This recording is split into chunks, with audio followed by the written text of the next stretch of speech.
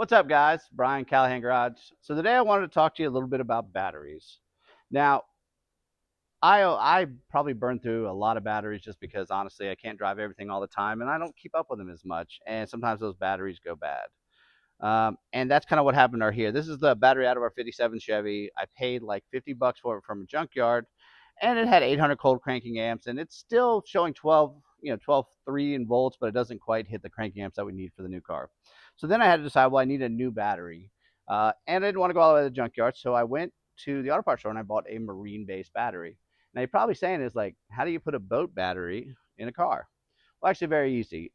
There's really only a couple differences between these two batteries, and they all point better towards the marine battery. So this is a marine starting battery, not a deep cell battery. But the big difference is going to be this has better built plates and actually a better constructed uh, box or case. So it takes a lot more jolts and stuff like that when it's getting banged around in the boat. Um, and the price. So this marine battery, it's $113. This car battery, brand new, is 226. So it's a pretty simple choice to go, well, why don't I go with this battery? So one of the big things that you run into though is when you go into buy a battery, they're not going to tell you, hey, yeah, this marine battery will fit your car, because that's not really how that works. So you are going to have to look at what the cold cranking amps are in your car, so you can get the right cold cranking amps. And then what you'll also have to do is actually get measured out to make sure it'll fit. Now this battery will definitely fit in our car because we have plenty of room in there. And I actually made sure we got 1,000 cranking amps, opposed to this one was an 800 one.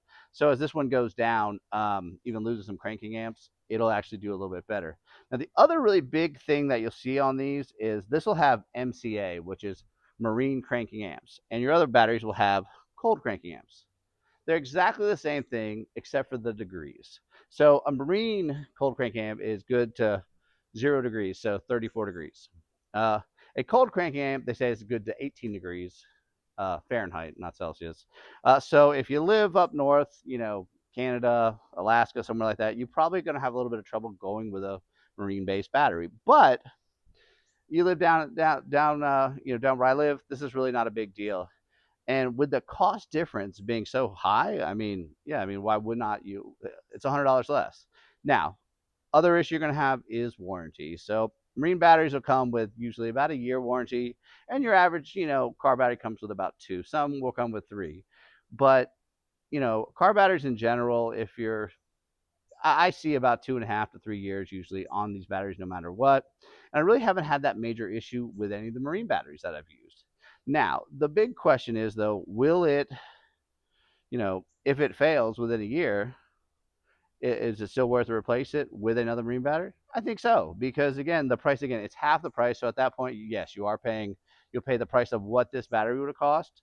But I've really not had a problem. I'm running the same battery in my boat for the last 2 years. I haven't had any problem with it, and we don't use it all winter. We literally use the boat in the summer, spring, a little bit in the fall, and then we winterize it. So just a little, something to put in your piggy bank and kind of think about. Now, they're not going to tell you which battery will fit in your car. You'll have to kind of measure it out and look for the cold cranking amps.